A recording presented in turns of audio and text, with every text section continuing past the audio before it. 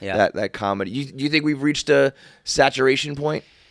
I hope not. Yeah. But I do kind of look at it like how much, and this is the I guess the scarcity thing my brain is doing, where it's like how many more comics are they gonna have arena shows? Yeah. Bro, I said that too. It's like, I mean, arenas are arenas, but there's a level. It's weird. It's like it used to be like 3 guys can do it. Yeah. And now like a lot of people can do it. Yeah. You know? And so part of me but is hey, like, if you can, I mean, ball don't lie sort of thing, right? If you can sell that many tickets, you can sell that many tickets. And the one thing I'm kind of hoping, because the 80s comedy went crazy. Mm-hmm. Their stand-up comedy apparently just went nuts, and in the 90s it kind of just like died out. And what I try to remind myself is there were still comics that got famous in the 90s. I mean, Chris Rock was 95, but like that was the 90s. Yeah, 94 right. maybe Late 90s Chappelle. Yeah, Chappelle was late 90s. So like there will still be people that pop, and it might not be the same, but I also think there might be more sustainability just because comedy has acquired a fandom. Like there's just a much bigger contingent of people who are like, no, I'm a stand-up comedy fan. This isn't like a novel thing anymore.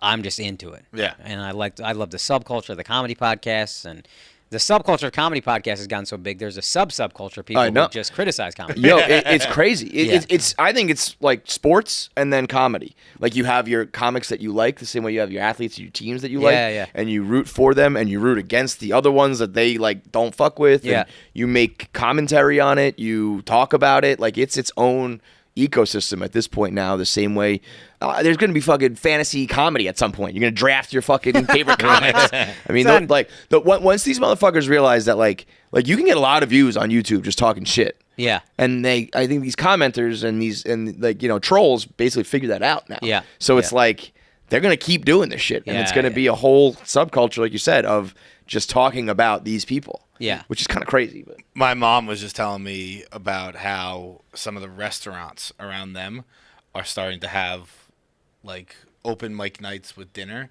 And I where is this? In like Westport, Massachusetts. Okay. And I was kind of like, all right, that might be the end. I think we've hit it. We've hit our breaking point. I think you're absolutely right. Like first of all, when industries outside of that industry start seeing the financials that can be helped by it, you start to worry. And then when like just every Joe Schmo thinks they can do it, then you're like, all right, it might be it'd be coming up. Bill might be coming due soon. I know. At the same time, though, I feel like the industry is still fucking absolutely booming, so you can't. That's what I'm hoping it lasts, as long as it can. What I've always also thought is, for me, obviously my identity, my ethnicity, my nationality, or I'm Indian, right? Indian American. So that's always been very important to me. And I've always felt like once Indians, for everybody I've seen that gets famous that's South Asian, collectively, Indians or Desis kind of decide, they're like, no, that's our guy. Yeah. For me, I just need to get exposed to enough of them for them to be like, oh, that guy's there? Oh, that's our guy. Right. And then you're out of here. For like, we're not crazy in numbers, but typically once we find out somebody, like everybody else likes you and you're brown, we're like, oh, if you guys like them, we love them. You don't think you're there? Flock. Not necessarily, no. Because it's a difference of like, I'm talking like 30,000 tickets in a city versus right, 3,000 or whatever. I think you're on your way, It's a 10x brother. multiplier. That's what I'm hoping for. I think, That was the only reason I was considering a streamer, really. Because there's a weird thing with South Asians, maybe a lot of like African immigrants feel this way too, but external validation means a lot. Yeah. Like if you ask definitely South Asian parents, would you rather your kid make $120,000 a year and go to Harvard or $190,000 a year and go to community college? They'd be like, Harvard. Wouldn't even think twice. Yeah. So I think I've seen this, like Aziz. I saw Aziz for years. I mean, because I was a comic, so I just knew of him. None of my brown friends gave a fuck about Aziz. Then when those late night clips started kind of going viral, they were like, oh, he's our guy. Yeah. And then he went from theaters to MSG twice. Like the gap was crazy. Mm-hmm. Theaters is, if you're doing 2 theater shows, that's 5,000 seats, maybe big theater.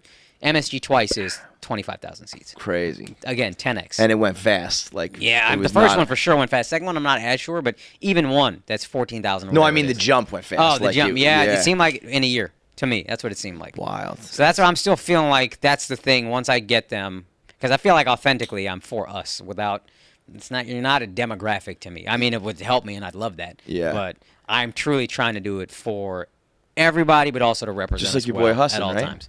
Dude,